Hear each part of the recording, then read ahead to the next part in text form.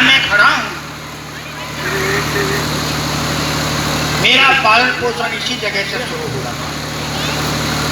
बहुत लंबे समय के बाद, लगभग 30 साल के बाद, बल्कि आपके 40 साल के बाद,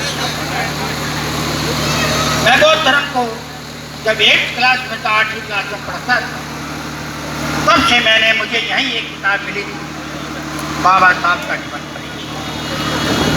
गेन साहब थे,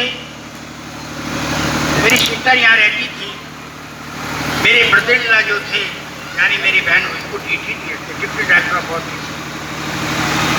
इस तरह से मैं ये बात इसलिए बता रहा हूँ, मेरे सौभाग्य की बात है कि ये जो स्थान घिरा हुआ है, यहाँ कई सारी अजीबोगरीब घटना हो चुकी है और आज ये बहुत सुंदर जगह बनाई गई है। मेरा आने का मकसद ये था, साहब को बधाई भी देना था, ये मेरे सौभाग्य की बात है, क्योंकि रिटायरमेंट मामूली चीज नहीं होती। इतने लंबे समय तक सर्विस करना, यानी सेवा करना, जो हमें सैलरी मिलती है, उस सैलरी का मतलब होता है स्लेवरी, यानी गुलामी के बदले हमें कुछ मिलता है। नौकरी का मतलब तो समझते जो नौकर है वही नौकरी करता है, वही नौकर है, और नौकरी करना, दूसरे की गुलामी करना अच्छी बात नहीं। एक बार तथागत ने पूछा, तथागत से एक ब्राह्मण ने पूछा कि तथागत, दुनिया में सबसे, आपने कहा है कि दुनिया में दुख है, इनमें सबसे बड़ा दुख कौन सा है? तथागत ने कहा, देखिए हे ब्राह्मण, यूं तो सारे दुख जो है वो दुख देने वाले हैं, लेकिन जो सबसे खतरनाक, सबसे कष्टदायक, पीड़ादायक दुख है, उसका नाम है गुलामी। गुलामी, देखिए एक बैल है, एक घोड़ा है, आपने उसे रस्सी से बांध दिया, वो भूखा है, प्यासा है, बोल तो सकता नहीं है, क्योंकि उसके नाक फूटी हुई है, गले में रस्सी बंधी हुई है। कभी कभी ऐसा होता था, मेरे सामने है गुजरी ये बातें, दोपहर का समय है, बैल बंधे हुए हैं, कोई देखने भालने वाला नहीं है, प्यासे हैं, तो न जाने कब तक भूखे और प्यासे रहेंगे। तो गुलामों की स्थिति गुलाम जानता है। आप लोग समझदार हैं, बुद्धिजीवी हैं, अच्छी तरह से जानते हैं। और जिस कौम में मेरा जन्म हुआ है, वो गुलामी हजारों साल, वो लोग हजारों साल से गुलाम थे, गुलाम हैं, और अब लग रहा है ये गुलामी का शिकंजा दूसरी बार भी कसा जा रहा है। बड़े अफसोस की बात है, हम लोग जो शिक्षा ग्रहण करते थे, उसके पीछे हमारा केवल एक उद्देश्य था, हमें छोटी मोटी नौकरी मिल जाए, यानी गुलामी करने का हमें अवसर मिल जाए।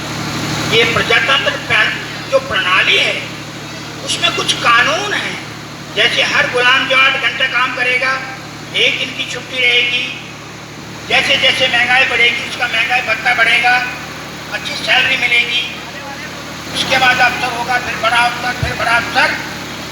ये हमारे सौभाग्य की बात है, और ये जो हमें किस्मत कहते हैं, मेरे जो मसीहा हैं, ये इनके देन, हमारे बस का।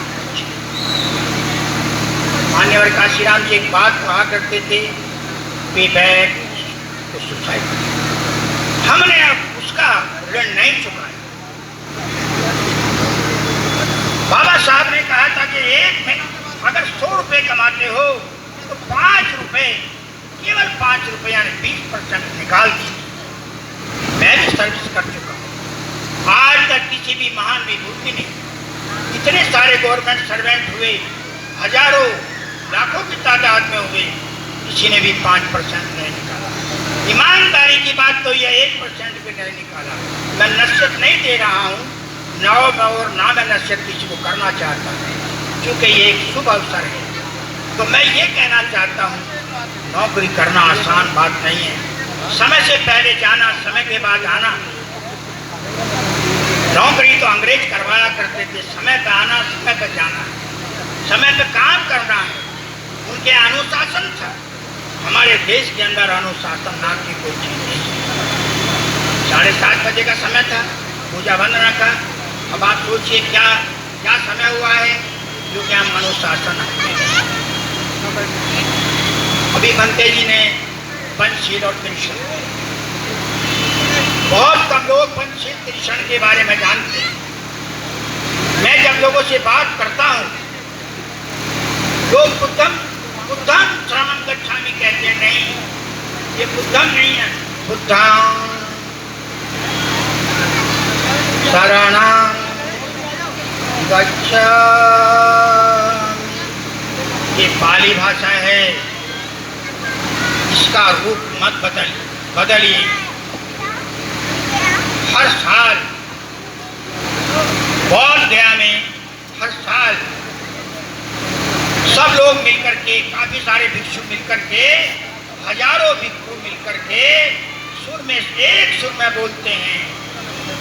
हर देश के, थाईलैंड के, बर्मा के, कंबोडिया के, जापान के, चीन के, कोरिया के, मलेशिया के, सब देशों के बोलते हैं।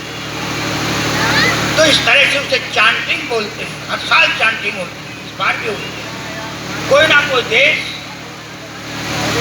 ये करता है कि इस बार चैंटिंग मैं कराऊंगा, बहुत खर्चा होता है उसमें। तो ये शब्द जो है, जो तथागत बुद्ध के मुंह से निकले थे, उनके मुखार बिंदु से निकले थे, वो ऐसी चीज हम ढालने की कोशिश करते हैं। लेकिन अफसोस की बात यह है, हमारे बीच में पढ़े लिखे भिक्षु हैं।